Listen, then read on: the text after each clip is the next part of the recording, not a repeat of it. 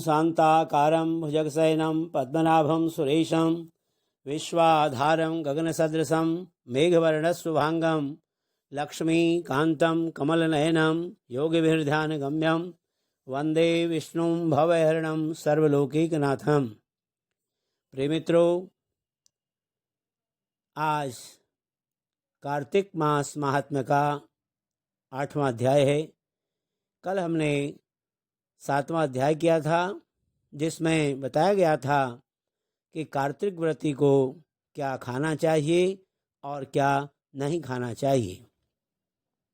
आज के इस अध्याय में नारद जी द्वारा बताया जा रहा है कि कार्तिक मास के व्रत की उद्यापन विधि क्या होनी चाहिए, किस प्रकार कार्तिक मास के व्रत का उद्यापन करना चाहिए। नारद उवाच अथो जव्रतिनः सम्यक् उद्यापन विधिं नृप तं शृणस्व मया ख्यातं सविधानं समासतः। नारद जी ने कहा कि हे राजन, अब मैं कार्तिक मास के व्रत की उद्यापन विधि भली प्रकार से वर्णन करता हूँ, उसे ध्यान देकर सुनिए।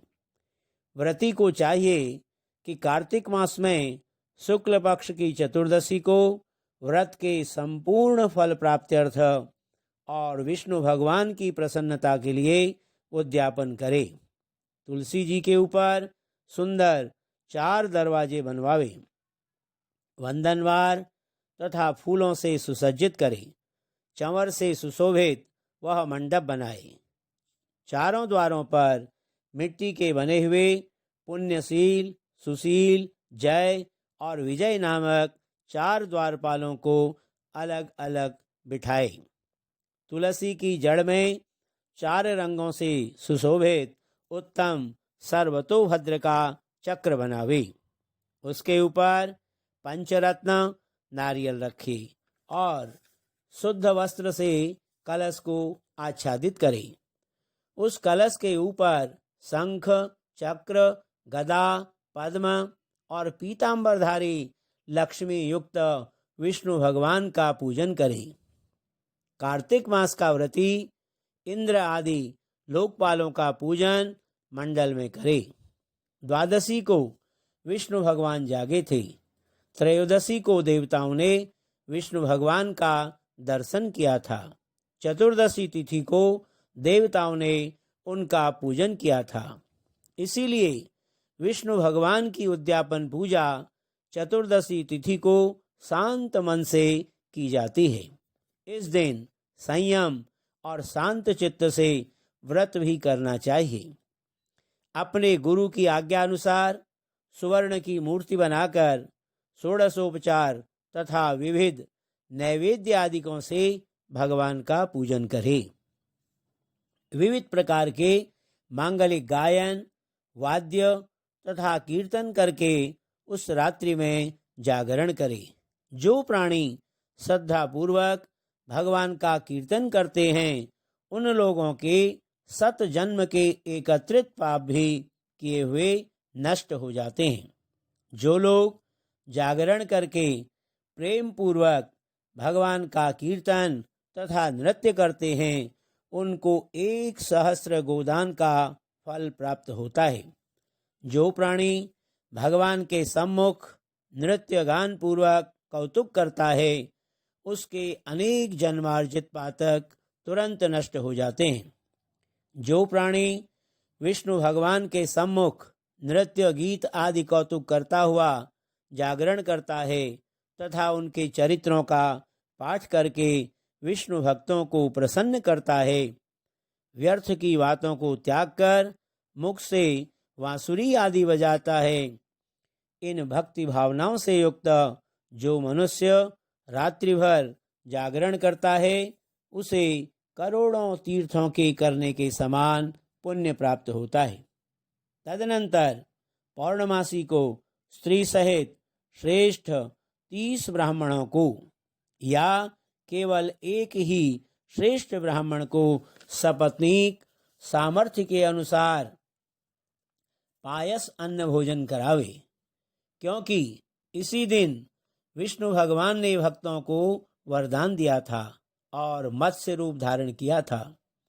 अतः इस तिथि को दान, हवन, जप आदि जो कुछ भी विष्णु भगवान के निमित्त होता है वह अक्षय फल को देने वाला होता है। इस कारण व्रती उक्त 1 या 30 ब्राह्मणों को पायसान्न भोजन करावे। ततः देवताओं के देवता विष्णु भगवान को तथा देवताओं को अलग अलग प्रसन्न करने के लिए अतो देवा इति द्वाभ्याम जुह्या तिल पायसाम प्रीत्यर्थम देवदेवस्य देवानाम च पृथक पृथक। अतो देवा इन दोनों वैदिक मंत्रों से तिल और पायसान्न का हवन करे। उन ब्राह्मणों को अपनी सामर्थ्य के अनुसार दक्षिणा दे और प्रणाम करे। पुनः विष्णुदेव की पूजा कर अन्य देवताओं का तथा तुलसी का, कपिला गौ का पूजन कार्तिक व्रती सावधानी से करे। व्रत का उपदेश करने वाले सपत्नीक गुरु तथा उन सपत्नीक ब्राह्मणों का वस्त्र आभूषण से पूजन कर क्षमा की प्रार्थना करे।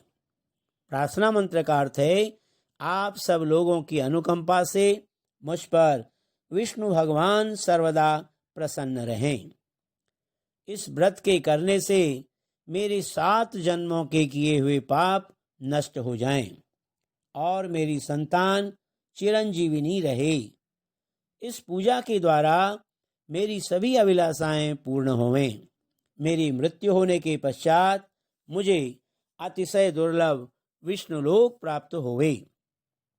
व्रत करने वाला इस प्रकार ब्राह्मणों से क्षमा की प्रार्थना करे और उनको प्रसन्न करके विदा करे। पूजा की उन संपूर्ण वस्तुओं को गौ के साथ गुरु को दे दे। इसके पश्चात बंधुओं और मित्रों के साथ स्वयं भी भोजन करे। कार्तिक अथवा माघ मास के उद्यापन के नियम इसी प्रकार कहे गए हैं। इस प्रकार जो प्राणी विधान सहित कार्तिक मास का व्रत और उद्यापन करता है वह पाप रहित होकर मनोअभिलषित कामनाओं को प्राप्त करता है। अंत में विष्णुलोक में निवास करता है।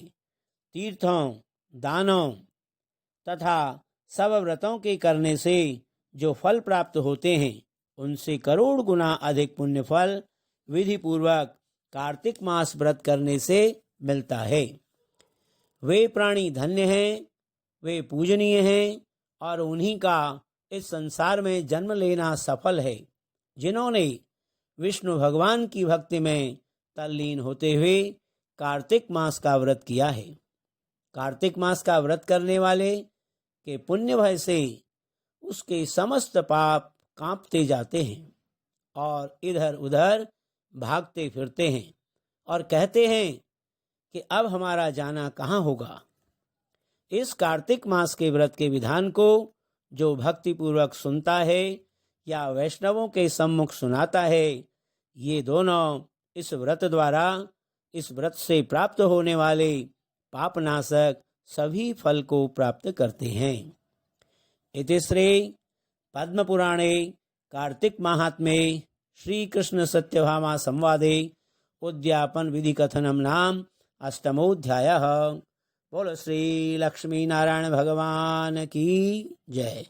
कर्पूर गौरम करुणावतारम संसार सारम भुजगेन्द्रहारम सदा वसंतम हृदयारविंदे भवं भवानी सहितं नमामि।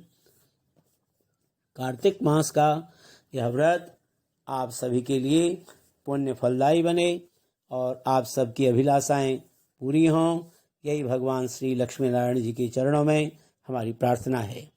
बोलो श्री लक्ष्मी नारायण भगवान की जय।